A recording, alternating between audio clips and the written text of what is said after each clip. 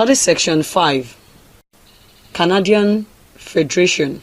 Introduction. In this study section, we will be exposed to how federal government is organized, the importance and supremacy of the Constitution, and other essential features. Learning outcomes. After you have studied this section, you should be able to explain how Canadian government is being operated, highlight the features of Canadian federal government. The Canadian Federation. Canada provides an interesting example, for here the requirements of federalism are carried to an extreme conclusion. No authority in Canada government or electorate has power to alter the division of power between Dominion and provincial governments. Since a division of power is an essential part of any federal government, since any such division must be expressed in words, whether written down or not, and since language is ambiguous, it is certain that in any federation there will be disputes among the terms of the division of powers. Canadian federal structure. In Canada, there are 3 levels of government. Each level of government has different responsibilities. 1. Federal government, the government of Canada, responsible for things that affect the whole country, such as citizenship, immigration, national defense, and trade with other countries. 2. Provincial and territorial government, for example, the province of Ontario, responsible for such things as education, healthcare, and highways. 3.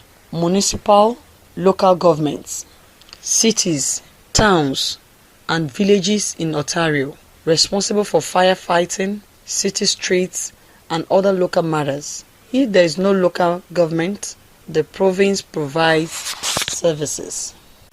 Federal governments. At the federal level, we have 1. Elizabeth II, Queen of Canada. Is Canada's former head of state. The Governor General represents the Queen in Canada and carries out the duties of head of state. 2. The House of Commons makes Canada law.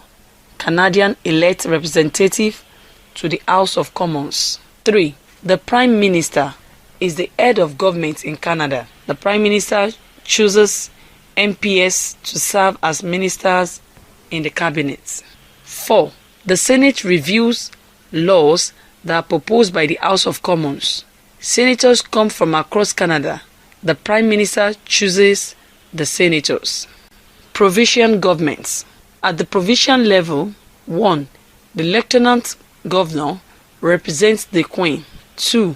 The Legislative Assembly makes law. In Ontario, elected representatives are called Members of Provincial Parliament, MPPs. Municipal, local governments. At the municipal level, 1. The Province of Ontario defines the structure, finances, and management of the local government or cities, towns, and villages. 2. Residents of the municipality elect the mayor and council members to lead the local. Committees of councillors discuss budgets, service, and administrative issues that are then passed on to the council for debate. 3. Municipalities may also be part of a larger country or regional government. For example, York Region. Study section summary. In this study section, we discovered that if a government is to be federal, its constitution, whether it is written or unwritten, or partly written and partly unwritten, must be supreme. By this, it meant that the terms of the agreement which establishes the federal and regional governments, which distributes power between them, must be binding upon these generals and regional governments. In all that concerns the division of authority between governments, the federal principle requires the supremacy of the Constitution. If the general and regional governments had to be coordinate with each other, neither must be in a position to override the terms of the agreements about powers and status which equal is to enjoy.